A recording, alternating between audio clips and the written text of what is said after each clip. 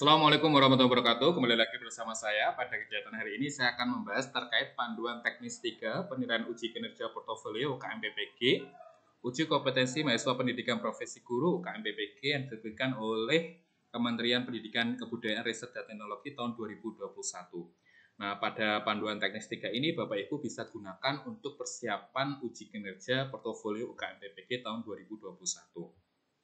Nah, pada buku ini itu terdapat beberapa item yang akan kita bahas berupa penilaian portofolio pada UKM PPG, kemudian pengertian fungsi dan pemetaan portofolio, kemudian penjelasan komponen portofolio, pengisian borang portofolio, rubrik portofolio, serta penilaian portofolio. Nah, penilaian portofolio pada UKM PPG memang digunakan untuk menilai capaian pembelajaran ke-7 atau CP7 yang mampu mengembangkan diri secara berkelanjutan sebagai guru profesional. Nah, CP7 ini dibuktikan dengan peserta UKM PPG telah melaksanakan penelitian, refleksi diri, pencarian informasi baru, inovasi, prestasi, dan pengabdian kepada masyarakat. Nah, untuk mahasiswa PPG dalam jabatan, portofolio yang dikumpulkan merupakan karya selama 3 tahun terakhir sebelum PPG. Adapun untuk mahasiswa PPG prajabatan, portofolio merupakan karya selama 1 tahun terakhir ditambah dengan karya menjadi mahasiswa PPG. Nah, 6 komponen portofolio itu seperti apa akan kita bahas pada bagian C, yaitu penjelasan komponen portofolio. Ada 6. Komponen yang pertama adalah komponen melaksanakan penelitian dan publikasi yang dibuktikan dengan kepemilikan laporan penelitian atau artikel yang diseminarkan atau dibahas di forum ilmiah tertentu dan dimuat dalam proceeding atau artikel yang dimuat dalam jurnal ilmiah terakreditasi maupun tidak terakreditasi. Bisa juga tulisan ilmiah tersebut dalam majalah, tabloid, koran, atau buletin, baik yang terbit dari lokal, regional, nasional, maupun internasional, yang relevan dengan mata pelajaran yang diampu oleh Bapak Ibu. Kedua, yaitu komponen refleksi diri. Nah, ini berupa deskripsi dengan narasi tentang proses perbaikan kinerja profesional secara terus-menerus yang dilakukan oleh mahasiswa PPG, baik dalam pengembangan diri, termasuk merencanakan, melaksanakan, dan mengevaluasi pembelajaran pada khususnya, serta melaksanakan penelitian dan mengembangkan karya inovasi dan juga terkait pelaksanaan tugas guru secara umum. Kemudian, komponen yang ketiga yaitu komponen pencarian informasi dan pengetahuan baru dibuktikan dengan mengikuti kegiatan untuk meningkatkan kompetensi diri. Kegiatan ini bisa berupa pendidikan, latihan, lokakarya, mengikuti seminar, webinar, konferensi, dan juga kegiatan lain yang mendukung peningkatan kualitas diri. Komponen berikutnya adalah komponen keempat, yaitu menghasilkan inovasi baru, yaitu berupa upaya mahasiswa untuk menunjukkan adanya pengembangan profesi dengan menghasilkan karya yang sesuai dengan profesinya. Nah, karya-karya ini Bapak Ibu harus dilengkapi dengan fakta integritas yang ditandatangani oleh mahasiswa di atas materai Rp6.000. Komponennya bisa berupa buku, modul, diktat, kemudian media atau alat pembelajaran, karya teknologi tepat guna, karya seni dan karya olahraga, dan seterusnya. Kemudian di komponen kelima adalah komponen prestasi yang meliputi Bapak Ibu juara. Ya, pemerolehan kejuara oleh mahasiswa telah mengikuti kompetensi-kompetensi. Artinya sebagai guru berprestasi atau komponen lain di bidang pendidikan atau bidang lain yang sangat berhubungan dengan bidang keahlian guru tersebut. Nah, kegiatan ini dibuktikan dengan kepemilikan sertifikat. Untuk komponen yang terakhir, yaitu komponen 6, adalah komponen pengabdian yang dibuktikan dengan kegiatan-kegiatan dalam rangka mahasiswa mengabdi sebagai warga sekolah. Misalnya kegiatan yang ada di sekolah, ada kegiatan akreditasi atau panitia, kegiatan yang ada di sekolah, bisa juga di masyarakat, menjadi tim kepanitiaan di kegiatan-kegiatan masyarakat, termasuk di tempat ibadah. Nah, semua kegiatan ini Bapak Ibu harus dibuktikan dengan kepemilikan sertifikat atau surat keputusan atau surat tugas atau surat keterangan dari lembaga penyelenggara terkait. Dilengkapi dengan tanda tangan dan stempel basah tentunya ya. Kemudian bagaimana sih mengisi borang portofolio? Borang portofolio ini disediakan di laman ukmppg.kemendikbud.go.id, kemudian harus diisi oleh mahasiswa yang bersangkutan. Nah, borang ini merupakan kolom kosong untuk diisi dengan narasi deskripsi diri yang terkait dengan komponen portofolio yang dinilai.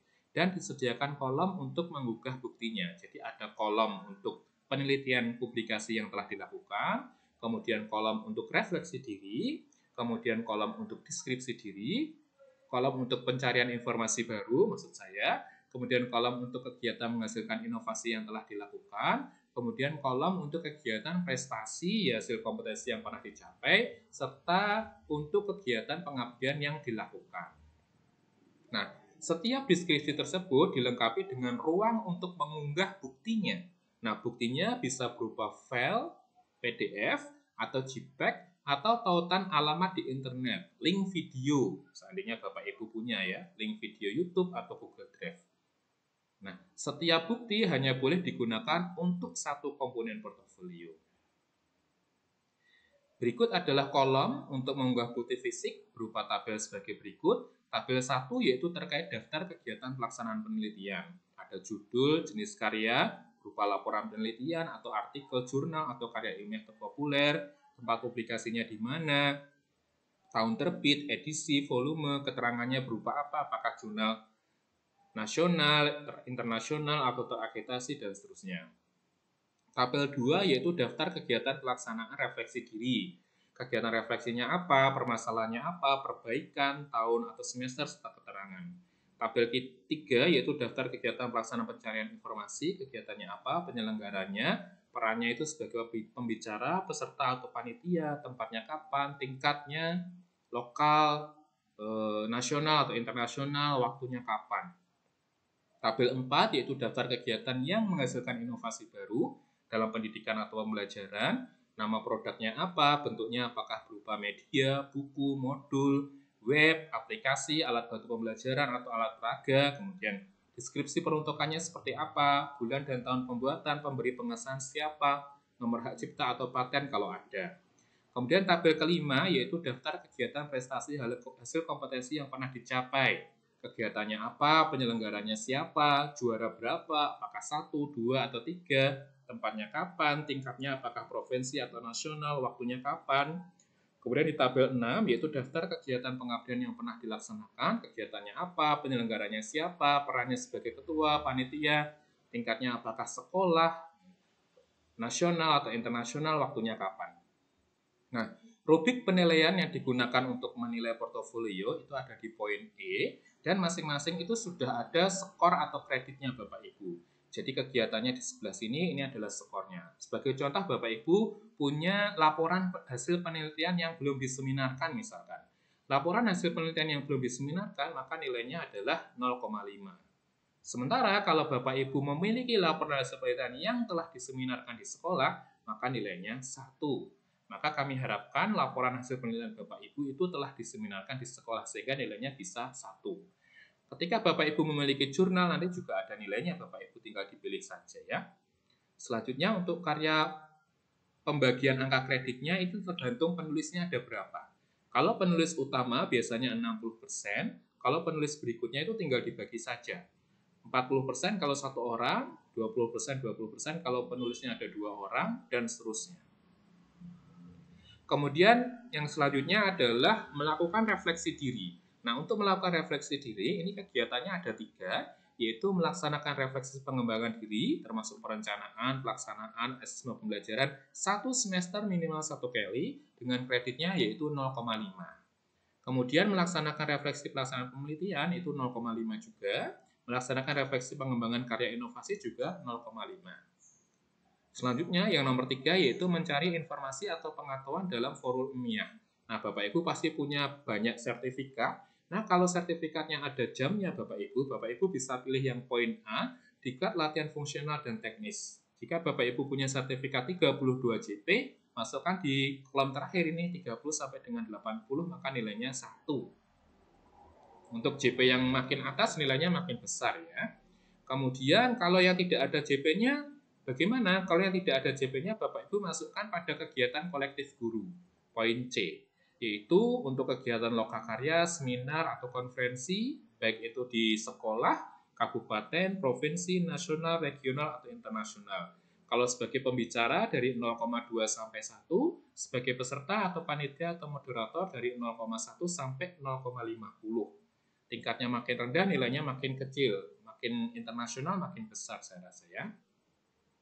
Untuk yang poin 4 yaitu menghasilkan inovasi baru dalam pendidikan atau pembelajaran. Nah, Bapak Ibu mungkin punya buku, ya, nanti dilihat saja poinnya berapa. Modul atau LKPD mungkin juga punya minimal 1 semester yang digunakan di sekolah Bapak Ibu masing-masing, nilainya 0,5 ini bisa juga dipilih.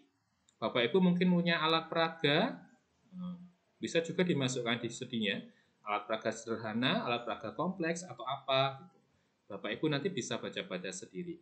Nah, keterangan dari karya kompleks atau karya sederhana itu ada sebagai berikut. Untuk kategori kompleks itu seperti apa.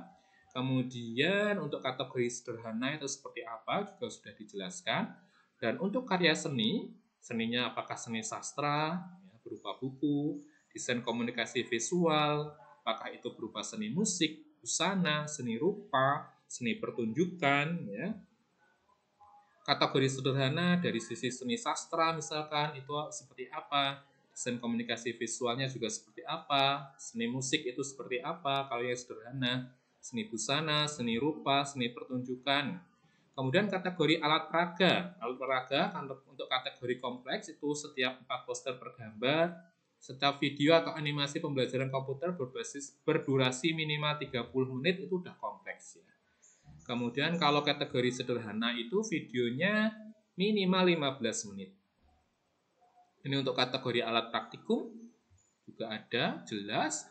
Kemudian pembagian angka kreditnya ketika dibuat atau berkolaborasi dengan beberapa orang itu juga berbeda nanti perhitungannya. Pengembang utama adalah 60%, pengembang berikutnya 40% dibagi dengan jumlah pengembang sisanya ya. Nah, prestasi hasil kompetisi ini yang diakui yaitu juara 1 sampai 5. Tapi kalau finalis juga tetap diakui tapi khusus nasional dan internasional. Kalau yang nasional itu nilainya juara 1 sampai 5 skornya 2, sementara untuk finalis skornya 1. Untuk internasional lebih tinggi lagi ya, 2 dan 3. Sementara untuk tingkat provinsi juara 1 sampai 5 skornya 1, tingkat kabupaten atau kecamatan atau gugus juara 1 sampai 5 nilainya 0,5, tingkat kecamatan atau gugus juara 1 sampai 5 nilainya 0,3. Nah, untuk kegiatan pengabdian Bapak Ibu, kalau Bapak Ibu punya surat tugas yang berasal dari kepala sekolah gitu atau surat keterangan dari takmir masjid atau surat tugas pemilu atau apa itu juga bisa masuk. Tergantung kepanitiaannya itu internasional, nasional, provinsi, kabupaten, kemudian sekolah, kecamatan atau desa dengan poin-poin sebagai berikut. Sebagai ketua nilainya lebih besar daripada tidak sebagai ketua. Kalau internasional nilainya sebagai ketua 3, kalau sebagai selain ketua nilainya 2. Mungkin yang Bapak Ibu punya banyak sekali itu ketika Bapak Ibu berperan aktif dalam kepanitiaan di tingkat sekolah atau kecamatan atau desa. Sebagai ketua nilainya 0,3, selain ketua nilainya 0,2. Bapak Ibu bisa memaksimalkan di sini. Kalau yang pernah mengikuti panitia sebagai pemilu itu bisa dimasukkan kabupaten, provinsi atau bahkan nasional. Selanjutnya di poin F yaitu bagaimana penilaian portofolio. Penilaian portofolio dilakukan oleh 2 orang yaitu seorang dosen penguji UKIN dan seorang guru penguji UKIN. Jadi ada dosen dan guru pamong di setiap lembaga penyelenggara ujian. Nah, setiap dosen memberikan nilai portofolio tiap mahasiswa berdasarkan rubrik penilaian. Begitu juga untuk guru pamong. Nah, skor maksimum tiap mahasiswa untuk portofolio disajikan pada tabel berikut. Ini adalah tabel untuk skor maksimum di masing-masing komponen ya. Untuk komponen yang pertama yaitu melakukan penelitian dan publikasi, skor maksimumnya adalah 4. Kemudian melakukan refleksi diri, pembelajaran mencari informasi baru, penelitian dan mengembangkan karya inovasi, skor maksimumnya adalah 3. Mencari informasi pengetahuan baru tentang pembelajaran, mencari informasi baru, penelitian dan mengembangkan karya inovasi, poinnya skor maksimumnya adalah 3. Kemudian mengembangkan karya inovasi, skor maksimumnya adalah 4. Mempunyai prestasi hasil kompetisi, skor maksimumnya adalah 1,5. Melakukan pengabdian kepada masyarakat, skor maksimumnya adalah 1,5. Jadi total semuanya, skor total maksimumnya adalah 10. Nah, jumlah skor dari keempat komponen tersebut kemudian diubah menjadi nilai portofolio yang diskalakan ke 0 sampai 100. Nah, hasil penilaian portofolio kemudian digabungkan dengan hasil penilaian dari CP lain pada UKIN untuk menentukan kelulusan. Nah, bobot portofolio pada nilai untuk UKIN memenuhi rumus nilai UKIN itu adalah 6 kali skor praktik pembelajaran ditambah dengan nilai portofolio dibagi dengan 7. Nah, keterangan nilai UKIN bisa diskor jika nilai portofolio komponen 1 sampai 4 salah satu wajib ada atau tidak kosong. Nah, komponen prestasi dan pengabdian tidak wajib ada. Jadi komponen 1 sampai 4 ini salah satu wajib ada dan komponen terakhir 5 dan 6 ini tidak wajib ada. Itu sudah bisa dinilai. Tapi kami harapkan Bapak Ibu tidak mengisi secara minimum tapi tetap maksimum karena Bapak Ibu ingin mendapatkan nilai yang maksimal atau yang maksimum. Jadi harapan kami setiap komponen ada isinya Bapak Ibu. Saya yakin Bapak Ibu punya banyak portofolio, tinggal di-upload saja sesuai dengan tempatnya. Ya.